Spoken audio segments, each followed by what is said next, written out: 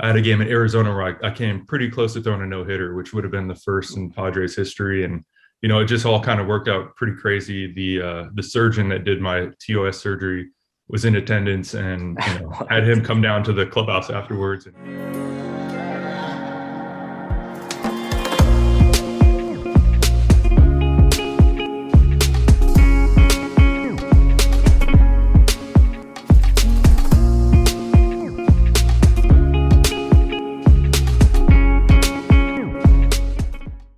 We're ready to go, guys. All right, welcome back to another episode of Champion School. We're sitting down with some of the brightest mind of the games, chatting a little sports, chatting a little life. I'm Ray McIntyre. That is BZB Austin Byler. How you doing, BZ? Hey, we're matching today, baby. What do you got on this? A little That's right. Little Project Sandlot hoodies out here. Come on, baby. We're doing good. How are you doing? I'm great. This is comfy. I'm excited about the episode today. Obviously, Tyson Ross, 12-year big league vet, NorCal native, Bay Area local, Berkeley, I believe. But MLB All-Star, journeyman, California native, NFT enthusiast is the other one I didn't hit on. And a great dude, all around awesome person. He joins us on the podcast today, has a lot to talk about, both on the mindset side and how to make it as a 12-year vet in the league. So make sure you stick around with that. First of all, we're going to dive into our college baseball whip around, our little segment that we're going to be doing every week, just because we're going to touch on this. If you want to hear more about our NIL guys, our street team, we'll do that on the Sandlot Talk that was released earlier this week. So check it out if you haven't yet. But major headlines, and I'm going to jump over here. Shouts out to D1 baseball. Texas, number one team in the country, 3-1 this last weekend. And they beat LSU, our boys who are currently ranked 12 via D1 baseball. But you saw the stands at that game, didn't you?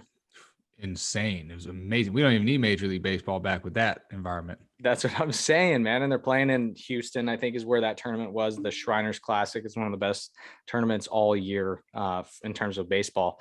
But if you can get that kind of atmosphere and crowd, like, I'm cool with not having, a non-shifting big leagues.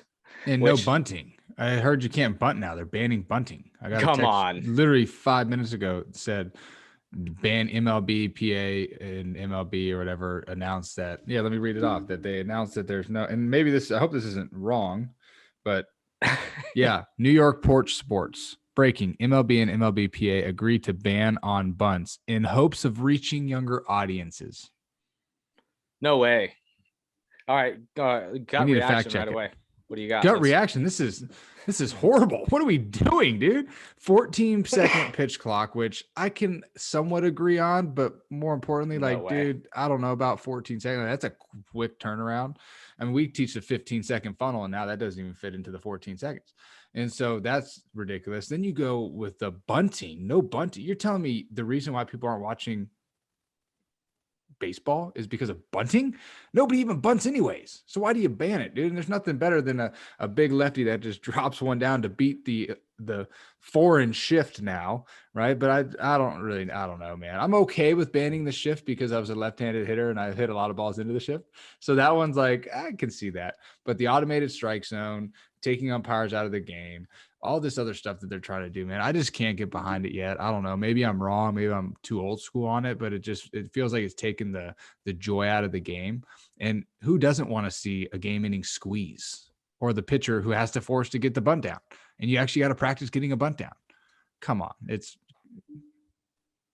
dude, for you Nevada diehard listeners out there, as a former Packer, my first ever knock in college was a walk-off squeeze against UC Davis. Sorry about it, gentlemen. But yeah, I'm looking at this. No defensive shifts, bigger bases. I'm not seeing the no bunting thing though. I saw only one article that said no bunting. Then maybe it's fake news. I don't know. I don't know. If they take out the bunting, I'm still rattled. Whack. I'm still rattled that it's even a discussion. I agree. And the other thing too is you're going, okay, you're banning the shift. I understand you're trying to put back some hits that are 105-mile-an-hour rockets into the outfield. Like it's probably a hit in most leagues, but at the same time, they're playing the shift on Joey Gallo with a runner at third base in a tight game that puts the game-winning run on first. Like that was what was trending on Twitter the other day, and they're just talking about that. So I don't know. I think you're trying to hit all the wrong things. I think they're in a scramble mode right now as a league, and it's tough. You're going to hear from Tyson Ross today, actually, in this interview where he's going to hit on it. We didn't mean to pigeonhole you, Tyson. I really didn't want to do that, but you answered it well. And it's like, hey, even when this thing does get approved, you got to give the players time to get their arms in shape, because you're not going to get on the mound and go competitive 110 pitches, because that's no bullpen can simulate that as much as you try. So I don't know. That's a lot. Anyways, back to college baseball, just a couple other hitters. Arizona 2-2 on the week. They are ranked 16 still. Liberty's cruising 4-0 on the week. North Carolina 5-0 on the week. They are your 15-14 teams. Some other good teams in the top 10. Oregon State, always a powerhouse, I would say. They went 2-1 on the week. First loss of the year for them. They're 9-1. Vandy went out to our boys at Hawaii. They are 5-0 on the week. Nice little trip out to Hawaii. Coach Hill and Coach Troop going to be making their way back to the mainland this next week.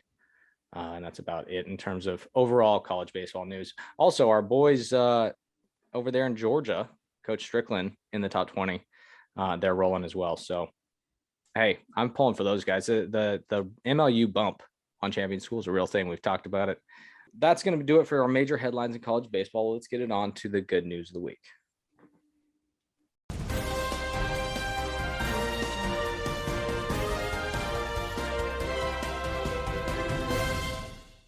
Good news of the week. Obviously, the world, there's a lot of crazy things going on in the world right now.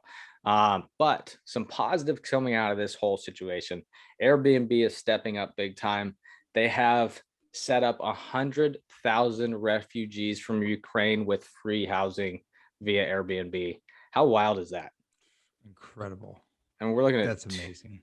2 million people have evacuated, and 1/20th of them have housing now, which is pure insanity. So shouts out to them. And then the other thing, to our Canadian friends in the north, there's 3,000 nights have been purchased on Airbnb in Ukraine to help fund some of those people trying to evacuate as well. So, and those were all out of Canadian families that they're not staying there in Airbnb in Ukraine right now. So shouts out to our friends at Airbnb and our friends in the Great North.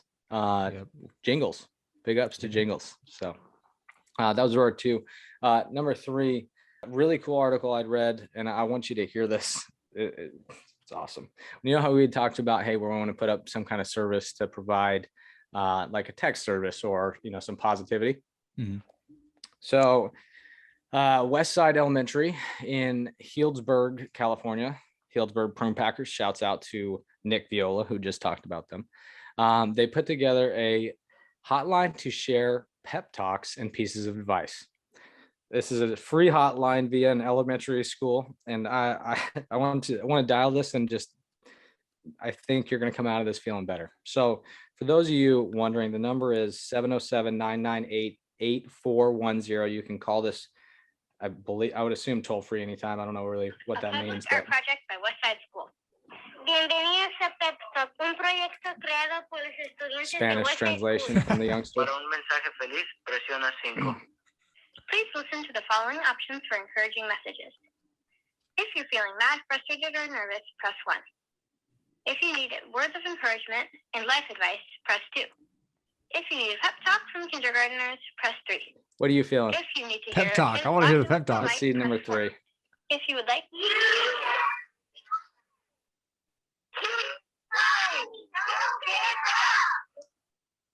You can do it. Keep going. Don't give up. I love it. When you're feeling mad, you should take 3 deep breaths and think of things that make you happy. The thing that makes me happy is when, and I think of happy things will happen in the future, like going to a friend's house or a cousin's house. Bye. That is so good. The 3 deep breaths. My sister-in-law does that with my nephew Jackson. All right, take 3 deep breaths, and it's amazing to see what happens to his face when he starts to take his deep breaths when he gets overwhelmed. It's amazing. So cool. Well, how cool is that, man? Wow, I love seeing good people do good things like that. Yeah. And just look at the joy on your face, right? Like I called it this morning and I was like, I'm feeling better. So shouts out to West Elementary down there in Healdsburg. We're going to move into this week's Chew on This, presented by Grinds.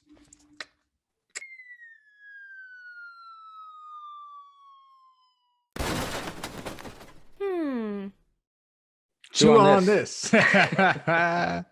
This week's Chew on This is something that we've been talking a lot about this week, and it's been a short week. It's Tuesday in our time, but when you hear this, it'll be a Sunday. And we've been talking a lot about values. We did it in our leadership program the other night, and we were talking all about what do values mean, what is the importance of them, and why do we even create them in the first place. If we were to take a week-long trip and scope into your life, we would see what you value most. And so there's one thing with this is like there's got to be a purpose behind our values. And some of the kids say wisdom or joy or happiness, family, right? That's a big one. Maybe your athletics or whatever sports you play, grades could be a value. But finding the things that are valuable to you, that mean a lot to you, that never really change. Now, over time, if you're 18 right now, in 10 years, your values are probably going to change. If you're 25 and you're end up 45, your values are going to change over time. So they are revolving here and there, but there are a few ones that stick forever. And I think it's important for us to have those values that we can anchor ourselves back down in when we feel hopeless or we feel self-doubt creeping in, we get overwhelmed. Go back to your values. And are you living up to your values?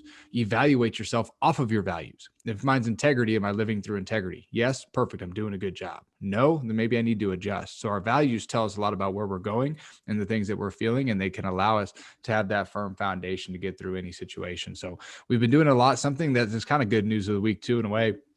I went to Anthem Prep, the high school and middle school yesterday, and there's 7th to 12th graders. Now, these kids are incredibly intelligent. They're next level thinkers, and they do this leadership class every day, right? It's 45 minutes or so during their lunch.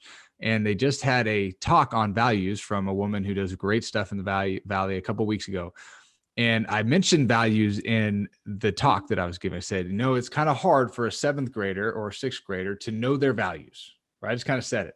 And the teacher at the end said, hey, awesome job, but I want to challenge you on one thing.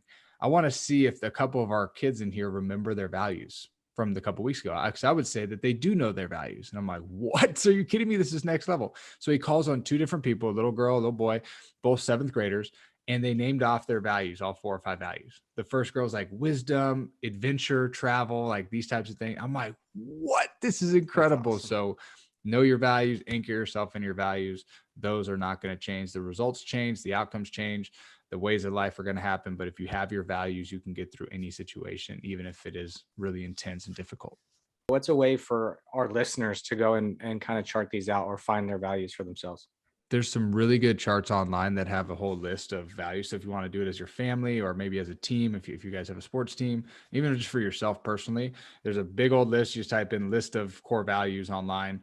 They'll pop up a couple different lists. Find the list that you like with a bunch of words that might stick out to you, and then pick your 5 to 7. And then ideally, 7 to 10, and then write them down and then circle your most 5 important ones. I like the number 5 because it's more than 3. It's not too many, but it's not like just a few. 5 just seems like a good honey hole for me. So I would go on there, circle the ones that you like the most, boom, and then eliminate down to your 5 core values that you can live off of. And you can do that cool exercise with your family too, right? So pretty easy accessibility. You just look online, and then for you, just writing it down in a journal, putting it on paper, making it real. Yeah, I agree. Anchor yourself. Always something you can turn back to. And your happiness a lot of times is just how in line are you? Like, are you living in line? And that's going to be how you're going to waver. So anyways, that's the wisdom nugget of the day right there by Coach Ray Mack. Well, hey, there's going to be a lot more wisdom nuggets coming up with Tyson Ross here. He's got a little bit more wisdom than me, not much. We're about the same age. So, but a Berkeley guy, again, multi-year big league veteran, and not an MVP, he'd been an all-star when he was, I believe, with the Padres at the time. So we're going to jump into his story. You're going to take a lot out of this, so make sure you stick around to the end, and we will be back. Tyson Ross.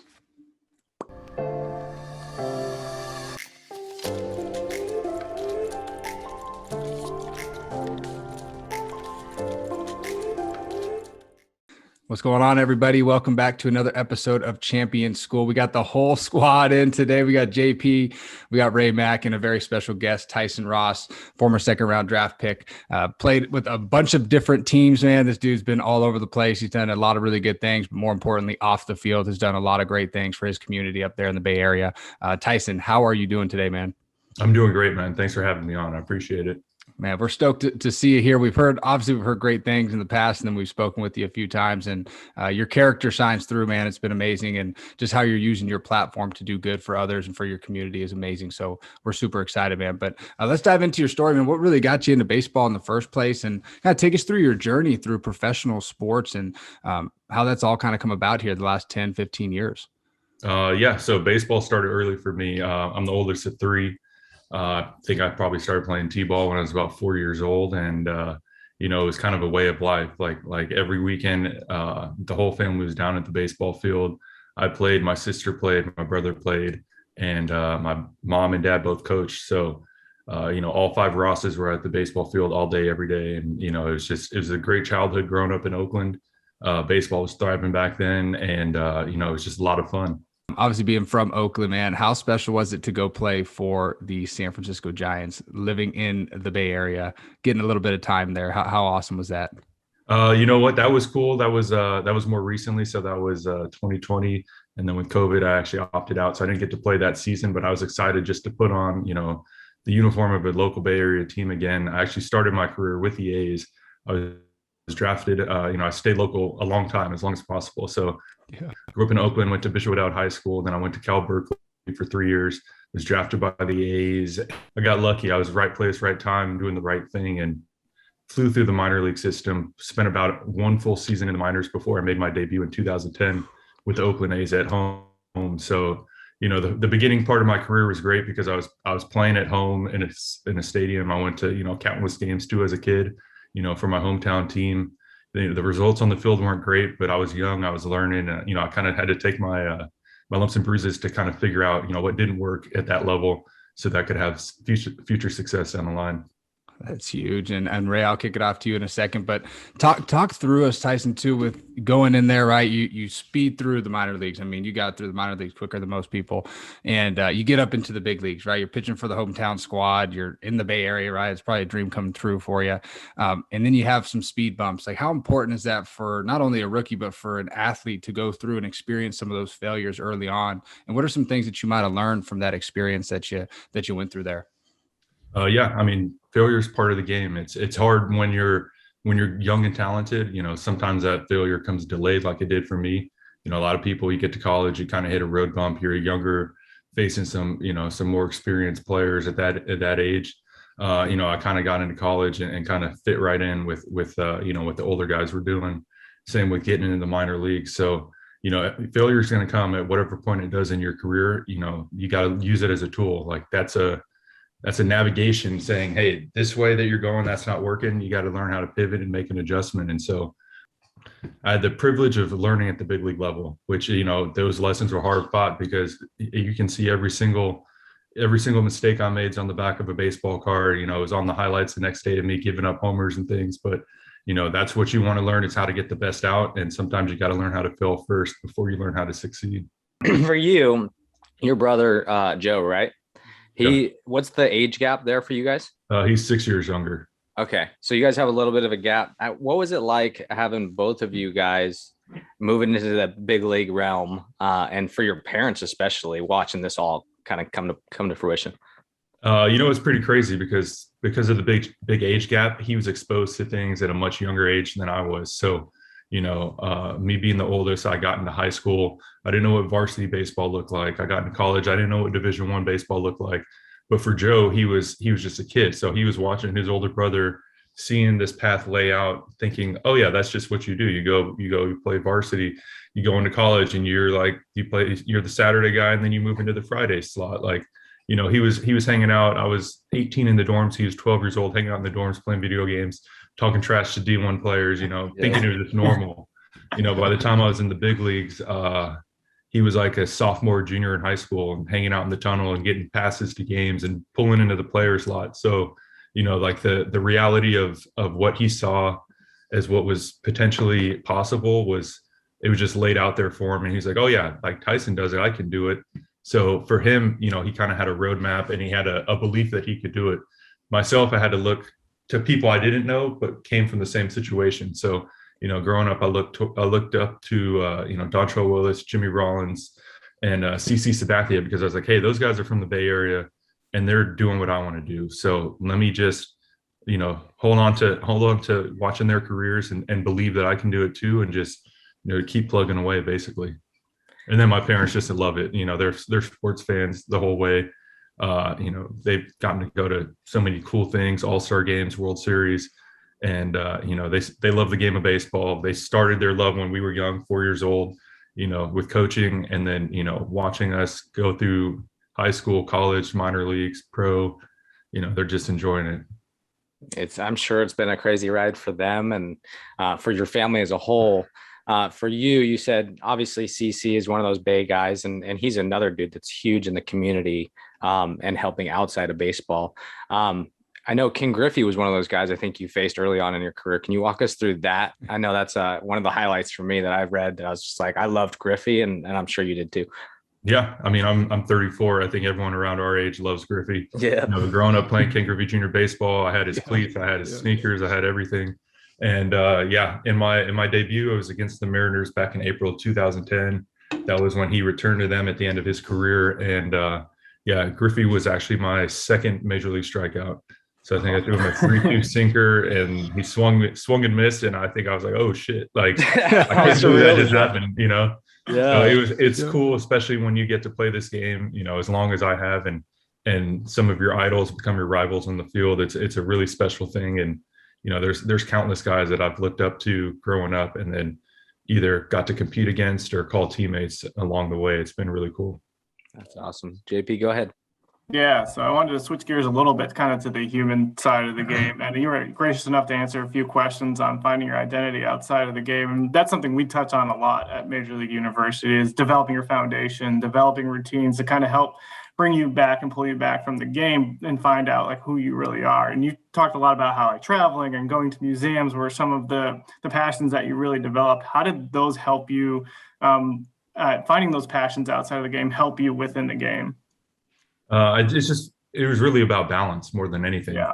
You know, everything we do is so focused on performance, recovery, preparation, and you just get caught in this cycle of the same thing over and over again. And you know, this is our livelihood. You live and die by your success on the field. And when things are going good out there, maybe it impacts you off the field as things are going good. But you know, you're going to have rough patches on the field, and you got to find a way to have something outside of the game to kind of keep you neutral, keep you balanced, and just kind of level-headed. So, you know, I kind of leaned into some things that I just experienced through life, especially in the off seasons. And, you know, I really enjoy traveling, you know, experiencing new things, new cultures, and then going to museums was a way that in season I could kind of tap into that a little bit.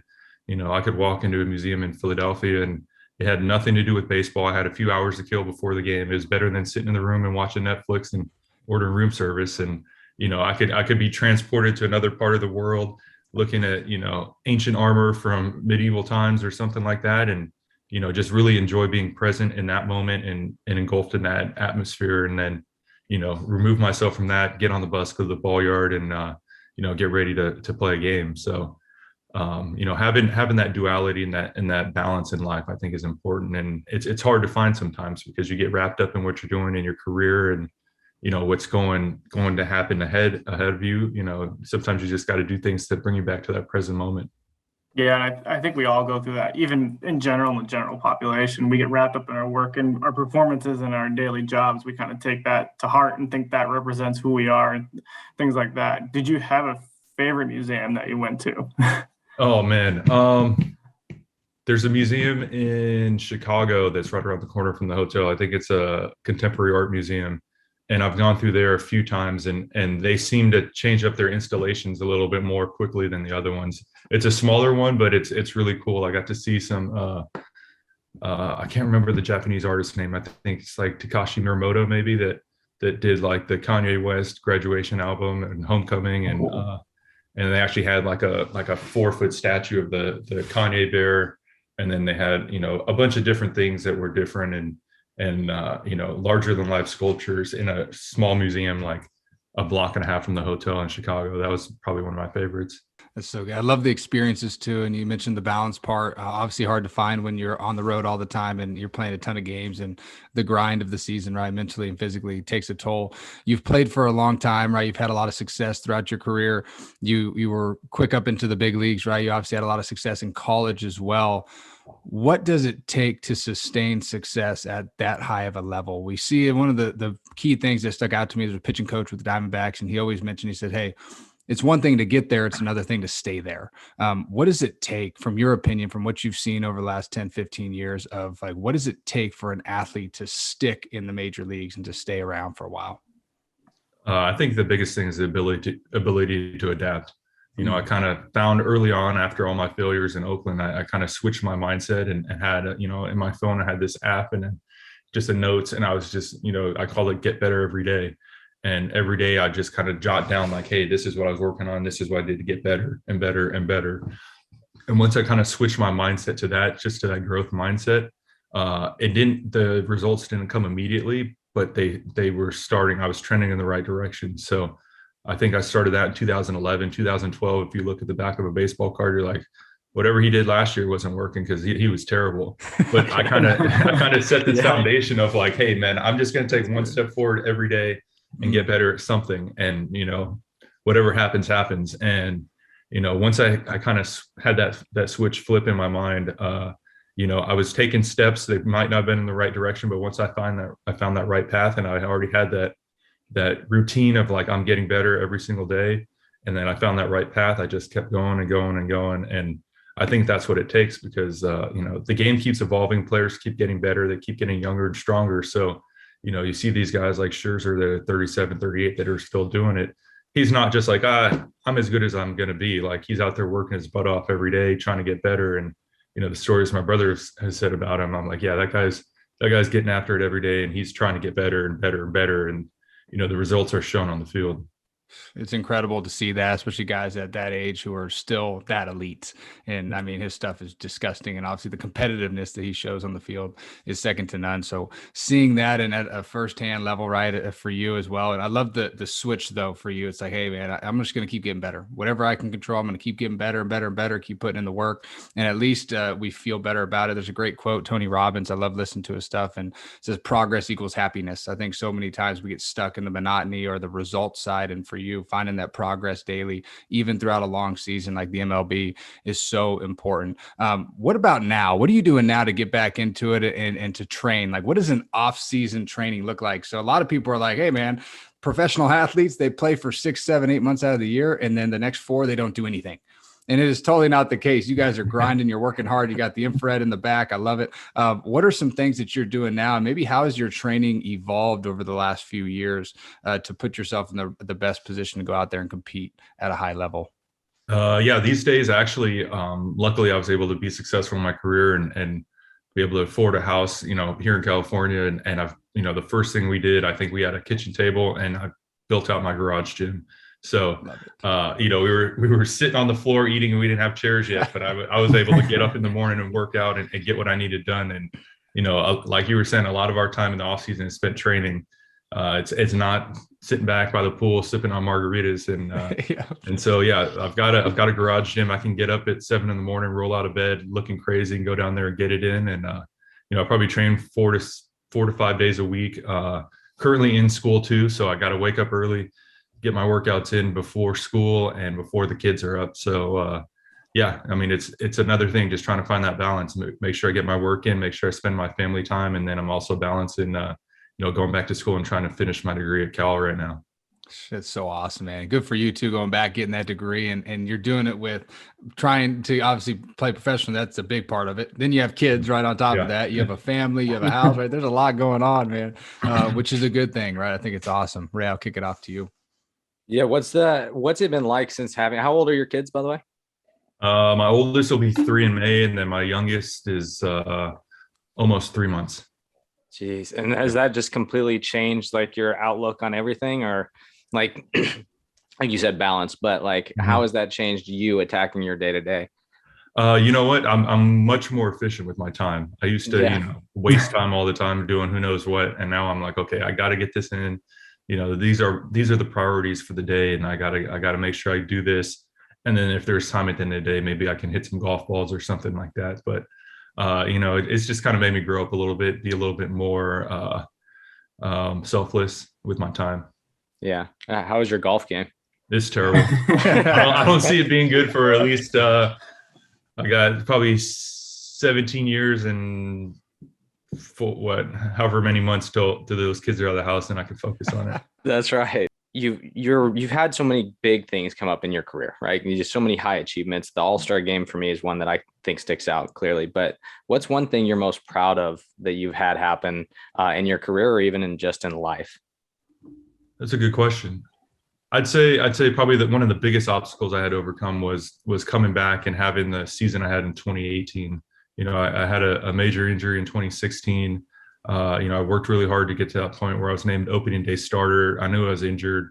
I was hoping once the lights came on, I'd be able to gut it out. But things went sideways real quick, and I couldn't even lift my arm the next day. So in 2016, I ended up pitching opening day, getting hit around, and then being injured for the rest of that season, which resulted in lots of therapy and doctor's visits to finally figure out I had thoracic outlet syndrome, and which required surgery and knocked me out for, that season was lost at that point. But then 2017, I went to Texas rehabbing, tried to come back during a rehab year, which is, it's hard enough to pitch at the major league level, but especially when you're banged up and coming out of a surgery, it's pretty tough. So 2017 was probably a low point in my career and life, just because, I was pretty down at the end of that season, ended up getting released towards the end of the season. And, I wasn't sure if I was going to be able to make it back again. And that off season, I basically was like, I got two options, man. I can either give up or I can keep going. And, finding balance, like I was talking about earlier with the museums and stuff. 2017 is actually when I first got into golf. I was like, moping around the house at home, season was still going on. And I was like, you know what, I need something else outside of baseball to put my mind on, so I can put in the work on the baseball side, and then I can also go and do something else, that has nothing to do with it. So I went out, bought some golf clubs, started playing, and then I also went really hard in the gym and basically taught myself how to throw again. And after that surgery, that's what I needed. I needed to learn how to throw again and put in the work, was able to sign a minor league deal with the Padres, return to San Diego, where I had some previous success working with the pitching coach that I knew there very well, and put together a pretty good season with them. And yeah, that's probably one of the things I was most proud about. I forget what month it was, but I had a game in Arizona where I came pretty close to throwing a no-hitter, which would have been the first in Padres history. And, it just all kind of worked out pretty crazy. The surgeon that did my TOS surgery was in attendance, and had him come down to the clubhouse afterwards. And, he was really excited to see me. Clayton Richard was another pitcher that had TOS done by Dr. Thompson. And, I didn't throw a no-hitter, but it was one of the best games of my career. And just, knowing everything I had to overcome to get to that point made that one of the more special memories for me. What a badass story. Yeah, Go ahead, Jared. Yeah, I guess the last question I have is kind of related to relationship building. I think for all of us, the reason we've gotten to where we are is just having mentors along the way to help guide us and provide insights and things like that. Do you have one mentor that's helped you along your career? Yeah, so I'd say the biggest mentor for me, her name is Michelle Lewis. She was like the founder and principal basically of my middle school growing up. And it was a special school. It was a private school that it wasn't affiliated with a religion or anything, but they were really kind of focused on the development of children and encouraging them, with love and support. So I don't even know how to explain it, but and at a young age, I was learning about, heroes like Mahatma Gandhi, Martin Luther King, Muhammad Ali. We probably spent half the year on Muhammad Ali when I was in like third or fourth grade, and just learn about different heroes and what makes people special, and kind of really encouraging kids and people to go forward and believe in your dreams. And, Michelle's been a good friend my entire life, and she texts me all the time. Anytime I was going through a rough patch in my career, she would always reach out and just say, young man, you got this. And so, there was always that support of her in the background. No matter where I was, I could have just given up 10 runs in Tampa, but like there was going to be a text message coming through, showing love and support and telling me to, keep going. And, she's probably been a great mentor for me and everyone, that comes through the doors of that school at Northern Light in Oakland.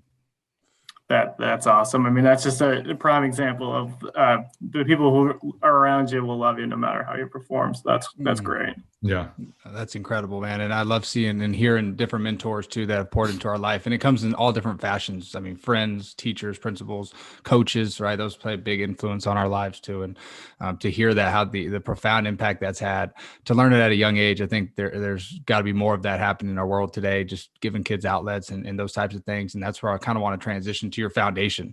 I mean, you're doing a ton of great things there, hosting youth camps in Oakland and all across the Bay Area for kids. As far as I'm understanding, is underprivileged and maybe low income kids who just don't have as many resources to get to those clinics that a lot of kids might have in those areas.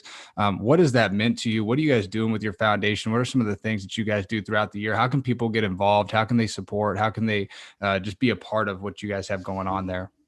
Yeah. So the foundation's called Loyal to My Soil. And basically what we do is we put on free baseball camps for kids in the Bay Area. The target audience is, inner city kids and kind of removing that financial barrier that keeps so many people out of playing the game and trying to achieve their dreams within the game of baseball. As I mentioned earlier, I grew up in Oakland. Baseball was a huge part of the culture down there. We had hundreds of kids out there playing at the youth level, and that number's kind of reduced significantly over the years. So this is my answers of how to get people back into the game of baseball. Like as a kid, I looked up to CC and Dontrell and Jimmy Rollins. And, I think the closest I came to any of those guys was I saw Jimmy hitting the local batting cage one time in the off season, but never got to talk to him, never got to work out with him, never got to learn from him. But just seeing him in person, hearing the sound of the crack of the bat was enough for me to keep trying to achieve my dreams. And so what I'm trying to do is bring back players and directly engage with kids in the community and show them what we have to offer. And hey, I came from where you came from, listen to me, learn these skills, and you can do it too. So, it's been pretty special. We've had a lot of really cool big leaguers out there. Myself, my brother, Willie McGee's been out at camps, Vita Blue, Shooty Babbitt, Bip Roberts, and all these guys in the community, are super gracious for their time. And, I don't think kids really realize like the value of the information that they're learning and the people they get to rub elbows with at these clinics. But, down the road, I hope to see some of these kids really stick with the game of baseball. And, if they don't make it to the major leagues, that's not what it's about. It's about, learn the value of the game, the life lessons that come with, grinding it out, learning how to deal with failure, everything that comes with being a ball player. That's one of my favorite things about you, Tyson, too, is obviously the statistical success, right? And the experience in the majors and college and all the things you've been through as an athlete wise, but the things you're doing off the field for these kids, just seeing you in that community, knowing that you came from there too, they can look up to you. They can see you as a mentor, somebody that they can lean on, and they get the experience to hang out with you, your brother, and so many influential people within the baseball community. I think that's incredible. And I highly encourage anybody listening to this or that sees this to get involved however you can, right? Find a way to help out with this, because our kids need it more than ever. And I think at this point, you're providing such a positive outlet and resource that, like you said, they might not make it to the MLB, but maybe that keeps that kid in school through high school or gets them to college or finds something in them that they can be passionate about, that they can go chase their dreams. I love that, man. One more question, and then we'll wrap it off to Ray-Mac for a little game action. We'll have some fun there. And we got to get our Project Sandlot NFT involved with this. I'm sure Ray-Mac's got some things for that too, because I think it'd be awesome to do. But what drives you, Tyson? You're an elite level competitor. We get these questions all the time, like what drives the best of the best? You're considered one of the best of the best, right? You're a top 1%er.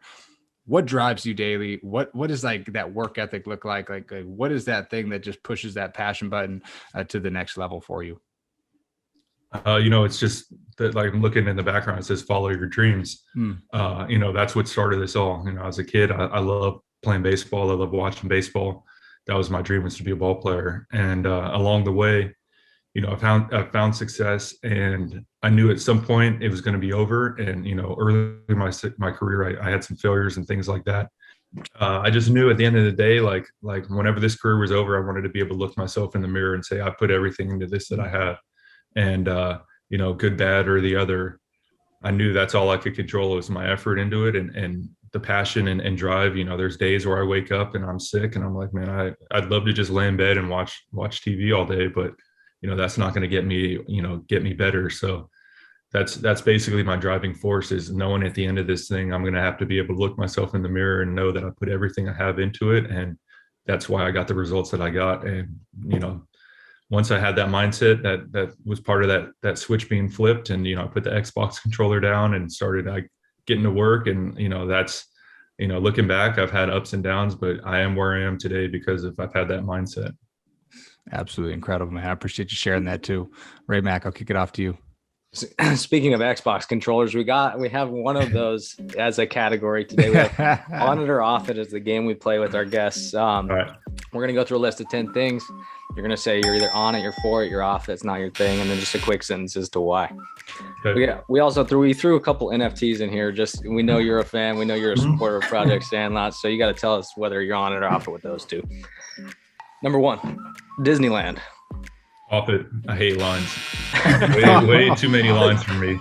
I'm sure I'm gonna have to suck it up here once the boys get bigger, and we're gonna go down there. And, I'm gonna have to get my fast pass and all that kind of stuff. But yeah, off it. They're gonna love Disneyland, I'm sure too. Oh, I'm sure. Yeah. Golden State Warriors. On it, except for the move to San Francisco. Oh. Yeah. I love the Warriors, man. They're a lot of fun to watch. It was great when they were at Oracle. Even back when they were bad, I enjoyed watching them. But that move to the city's tough now. It makes it a little bit harder to get to games. Yep, I hear you. E40. On it. Yeah. 40's a goat, man. Yeah. Is he on driving the culture for 40 years now? It's crazy. He just keeps going and going. Is he on the pregame playlist? Oh man, he makes it on every playlist somehow. It doesn't have to be R&B, and you get an E40 mix, song mixed in there. Yep, there you go. Cool Cats NFT. Cool Cats. Off it because I don't have one. Oh yeah. There's so many that they're cool projects and doing well, and I'm like, if I was in on it, I'd be down. But sometimes you can't have that FOMO and that that jealousy of not being in on a project. That's advice everyone needs to take moving forward. Bye, put this one out there. You're from the Bay. Cream ice cream sandwiches. Have you been to that shop? You know what? I walk by it all the time. I'm off it just because I haven't had it. There's one in Berkeley. I walk by it all the time, but there's a spot in Berkeley. If I'm gonna get ice cream, Yogurt Park's my spot. Okay. Okay. I like cream, man. Cream is great. If you get the chance, pop in there. Great sandwich. Boom. Rip it off. Is that like the cookie sandwich, ice cream sandwich? Yeah. Okay. All right. Yeah. San Diego, they had baked bear that was like that. Is fire. Yeah. I'll check it out for you. Nice. There you go. Bat flips on home runs. I'm on it. I don't care. If I threw a bad pitch and you hit it, go for it, man. Yeah. Just don't cry about getting called on the corners. Right. Strike 3 looking, that's a strike, bro. Just take it and sit down. Doodles NFT. Doodles, off it, same thing. It was one early on. I can't remember if it was Cool Cats or Doodles, but I remember seeing the project and I was like, I should probably get into this. I think it was Cool Cats, and I was like, to switch back to it, but I was like, people love cats. Like this will probably be what do well. Yeah. And then I just didn't pay attention and missed the mint or whatever, and now I'm kicking myself. But yeah, Doodles. My buddy Matt Caesar bought a doodle, and I was like, bro, that's a big purchase. He's like, yeah, my financial guy's pissed, but I had to. Had to do it. But yeah, it's cool to see. It's cool to see projects, just take off, and you just know that opportunity is out there for every project in that NFT space. Just with the right community and right momentum at the right time, it can happen. 100%. 3 more. Halo over COD. Ooh, oh man. I played more Call of Duty. Okay. But Halo was the originator. So I'll go with Halo because that's where it all started. What was your best COD? What was your best Call of Duty? Oh, like KD ratio or what? Yeah. I was more of just that Leroy Jenkins straight kamikaze. Let me see what kind of crazy damage I can do in a run before I just get murdered. And so I was never too serious about it, but I enjoyed playing. Yeah, very good. How about V Friends? Were you on Gary V's V Friends at all?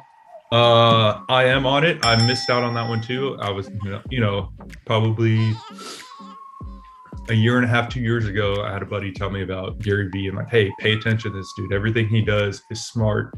And at that point, he was just talking about content. And I was like, bro, I hate social media. It's more work than anything. So like, I didn't pay attention. I knew he had VeeFriends coming out. At that point, I wasn't even into buying NFTs. I knew about the space. I knew about the space going back to like this time last year. And I just, I think I helped a buddy sell something, but I didn't buy anything until like the end of the summer. And I look back, I'm like, dang, if I would have just been paying attention, there's a lot of really good projects I could have been into early. I think we're all early in the space still, but I am on Gary Vee. He moves the needle in this space, and he's got such a big audience and is very influential. And I think he's doing things, the right way. I do too. VeeFriends Series 2 coming out here pretty soon. Last one, MLB starting on time. I'm off it because there's no chance that they start on time. I think the one thing that, everyone wants to start on time, players want to play, but the one thing that people don't realize is like, you got to give players that time of spring training to get in shape. Everyone's, guys are throwing 100 miles an hour and hitting the ball 400 feet, but you just need those game reps to get everything crispy. And then you also need that time just to get the body, standing in cleats for 4 hours every day. You got to break that in too. So there's a lot of injuries early in the season, typically as it is. And I'd hate to see them rush into it and get guys hurt just to, get the full 162 in there. But hopefully they can end this thing soon and, get some baseball on the field. This was a very well-spoken answer. I didn't want to pigeonhole you on that one at all, but great job, man. Great job. Thank you. No, Tyson, we appreciate your time today, man. We appreciate you joining us here for this. We love what you're doing, man. We're big fans. We're pulling for you this spring as you guys get out there. And obviously with your degree too, that's amazing that you're going back and accomplishing that as well. So we're sending the best to you, your family, your training, everything, and your future opportunities, man. We're pulling for you. And we're grateful for you to join us today. Hey, man, appreciate it. That was a lot of fun today. Awesome. We'll see you. All right, we're back. Shout out to Tyson, first of all, for sitting down and spending time with us. He does so much off the field on top of having a family, on top of taking care of his body and living the big league lifestyle, but he's taking care of communities too. Huge addition to our Sandlot team as just a holder, but what an awesome person for the Bay Area to represent baseball, to represent his community. What do you think about our sit down with Tyson? He's an incredible guy and just an awesome human being. His values. I mean, he's going back to school for his education. Like, come on, This dude's he's next level with what he does, and he works hard. He had a lot of value there for his communities, and just the things that he's doing with his foundation for underprivileged youth is so incredibly admirable. We love to see it. And the thing, I never spoke to Tyson before, maybe 3 or 4 months ago when we got into our NFT project. And I remember hearing from a couple of coaches up in Northern California of like, hey, who are like some of the more influential people up here who are doing a lot of good things for the community? And it was like 3 or 4 different coaches and all of them named Tyson, right? In different parts of the Bay. So hearing that and then reaffirming it. And then when we spoke to him, so genuine, so nice, so kind, and the things he's doing outside of his baseball experience of his own playing career, right? Because that's enough right there to deal with, is amazing. And I love the fact that he mentioned, hey, find some time for yourself, get away, go see the museums, go do like some cool stuff on your trips instead of just sitting in the hotel room, ordering a bunch of room service and just withering away on your phone, right? Like, go live with his experiences and make the most out of what you get, because you never know when it's going to end. So I thought he was awesome, man. What about you? Yeah, I thought it was great. I mean, I was fortunate to meet his brother actually down in San Diego. He's working out in the off season with Slater and some of those other dudes. And I was like, dude, this guy himself is a stand-up guy. And then you get to meet his brother and it's like, well, he got to watch this guy grow up. He talked about him being in the locker rooms and, slapping hands with some of the big league dudes, even like as a high schooler and coming up through that, like insane lifestyle. And it's a testament to his parents, right, for raising them to pursue their dreams and not limiting them in any way and saying, hey, if you're going to do this, it's going to take a lot, but you can. And I think they are both living out their best lives. So shout out to Tyson. One last thing to wrap this thing up, and it's not on our brightest note. But Katie Meyer, goalie for Stanford, captain of the Stanford soccer team, recently passed away. Really, really sad story. Took her own life. So the parents had no idea, no signs, nothing. So I just wanted to say, leave this. If you need help, right? If you need to talk to somebody, the suicide line is 800-273-8255. Make sure you give that number a call. We'll put it on the screen, but it's just never worth it, man. There's just so many crazy things going on in these kids' lives, and a lot of stress and pressure. And it's not just from, the typical kids you might think it is. This is a Stanford kid that seemed to have a lot going for her, and I mean, a national champion in 2019 and a big part of it. So if you need help, our prayers are obviously with Katie and her family now. But if you need help, make sure you call that number again. It's 800-273-8255. That's going to do it for us. I hope you guys have a blessed week. We'll see you soon.